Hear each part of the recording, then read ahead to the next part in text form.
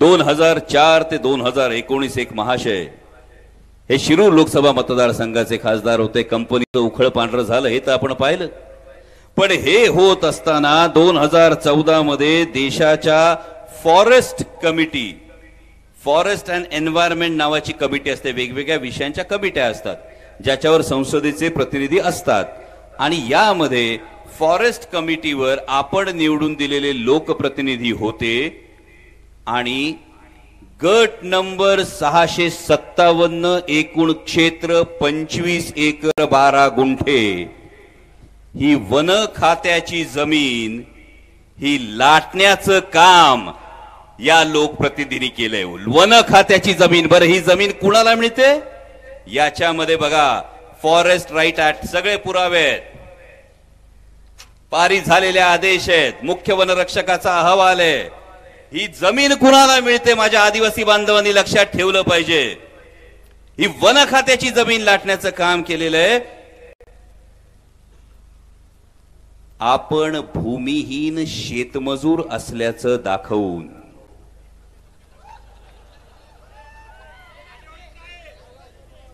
याच्यामध्ये कायद्यामध्ये सेक्शन 20 मध्ये तरतूद आहे.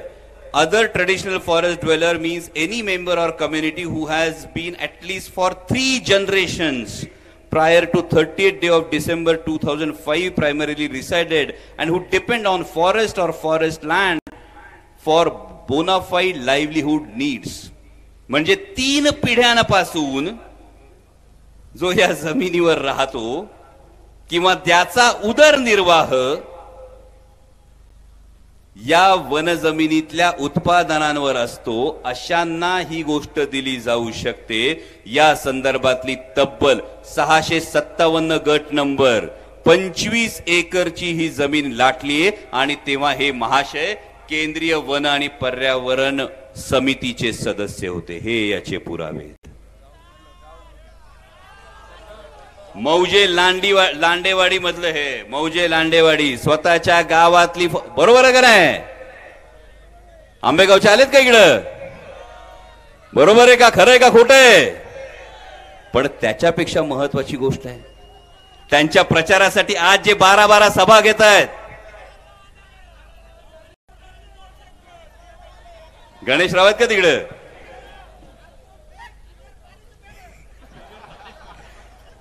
पण हाही धक्कादायक गोष्ट येते. आणि आदरणीय साहेब, जे माननीय उपमुख्यमंत्री हे त्यांच्या सभेसाठी येतात, हे माननीय उपमुख्यमंत्री पर्यावरणाची आपल्याला अत्यंत काळजी असं दाखवतात, त्या आदरणीय दादांनी याचं उत्तर द्यावं.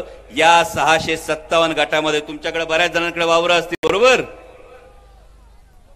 कुणाचा सातबारा वढ्यातल्या निळ्या लाईन मध्ये आहे का? निळ्या लाईन मध्ये, ब्लू लाईन पाण्याचा स्त्रोत असतो, त्याच्यामध्ये सातबारा आहे का कुणाचा?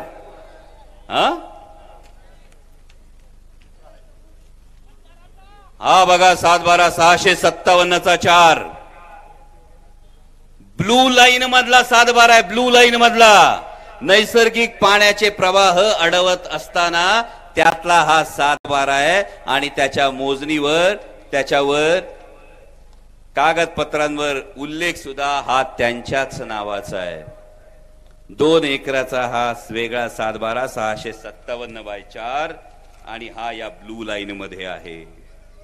आणि मग आता सांगावं आदरणीय दादांनी, ज्या पर्यावरणाची आपल्याला काळजी आहे, त्या पर्यावरणाच्या संदर्भात तुमचा उमेदवार जर अशा पद्धतीने गोष्टी करत असेल, तरीही दादा तुम्ही म्हणाल की तुमच्या उमेदवाराला निवडून द्या. बरं ठीक आहे. दादा काय म्हणतात? अमोल कोल्हेंनी संपर्क फारसा ठेवला नाही. आणि त्यानंतर समोरून काय प्रचार दिला? कोविडच्या काळामध्ये प्रचंड मोठं काम समोरच्या उमेदवारांनी केलं. म्हणजे कोविडच्या काळामध्ये आपल्या माध्यमातून 5 लाख नागरिकांचं लसीकरण करणारा शिरूर लोकसभा मतदारसंघ हा देशातला पहिला मतदारसंघ होता. फॅबिफ्लू नावाची गोळी 105 रुपयाला आली होती. या गोळीची 40 रुपयांनी देश पातळीवर किंमत कमी करणारा हा तुमचा लोकप्रतिनिधी होता. पण असं असताना खोटं बोल, रेटून बोल, पण अंगाशी येतं खोटं बोललं की. त्यांनी सांगितलं लॉकडाऊन मध्ये लय काम केलं. लॉकडाऊन मध्ये नेमकं काम काय केलं? लॉकडाऊन मध्ये वनजमिनी, देवस्थान जमिनी, गायरान जमिनी यांचं डिमार्केशन आणि मोजणी करून कुंपण घालण्याचं काम सुरू होतं. याच्यामध्ये शाळकरी मुलांचे जाण्या येण्याचे रस्ते बंद होत होते. आणि लांडेवाडीतल्याच एका माजी लोकप्रतिनिधीला सोशल मीडियावर लुटलं रे लुटलं, आम्हाला आणि गावाला लुटलं अशी पोस्ट टाकायला लागली होती. आता नाव बी माहितीये तुम्हाला.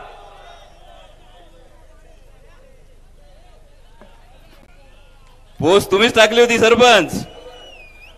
आता या संदर्भामध्ये आणखी एक महत्वाची गोष्ट पुन्हा येऊन सांगतील. आता तुम्हाला कळलं वनजमिनी कोणी लाटल्या, ब्लू लाईन मध्ये 7-12 कोणी हाणला, लॉकडाऊन मध्ये काय कामं केली. आता माननीय देवेंद्रजी फडणवीस बहुतेक आज भोसरीला येणार होते. सभा झाली का नाही मला माहित नाही. पण माननीय देवेंद्रजी फडणवीसांनी सांगावं की आपला पक्ष एकूण संस्कृतीविषयी, देवाधर्माविषयी फार आस्थेने बोलतो. आणि मग हा एक 13 एकरची देवस्थानची जमीन लाटल्याचा जो पुरावा आहे त्याच्याविषयी आपण काय बोलणार? लांडेवाडीमध्ये भैरवनाथ देवस्थान आहे, बरोबर. आता मला सांगा, हे नवीन बहिरोबा देव देवस्थान कोणी निर्माण केलं? आणि या बहिरोबा देव देवस्थान मध्ये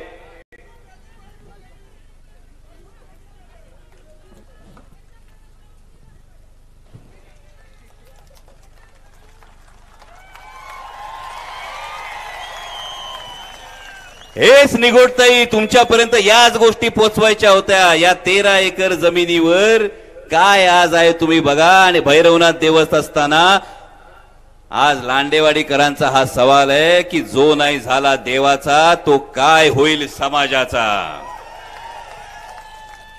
आणि मी सगळ्या मोठ्या नेत्यांना जे प्रचाराला येत आहेत त्यांना हाही प्रश्न विचारतोय, अशा उमेदवाराच्या प्रचाराला तुम्ही येताय? या अशा उमेदवाराच्या प्रचाराला तुम्ही येताय याचा तुम्ही खरं तर विचार केला पाहिजे. आणि याचं उत्तर आता राज्याच्या दोन्ही उपमुख्यमंत्र्यांनी दिलं पाहिजे. राज्याच्या उपमुख्यमंत्री पदासारख्या जबाबदार पदावर आपण आहात आणि आपण जो उमेदवार दिला आणि ज्या उमेदवाराला निवडून द्या म्हणून सांगितलं जातंय त्या उमेदवाराच्या या सगळ्या कृत्यांचा तुम्ही काय फैसला करणार? या सगळ्या कृत्यांना राज्याच्या दोन्ही उपमुख्यमंत्र्यांचा पाठिंबा आहे का, की दोन्ही उपमुख्यमंत्री ही धमक दाखवणार की ही जी सगळी प्रकरणं दाखवलीत याची सखोल चौकशी होणार?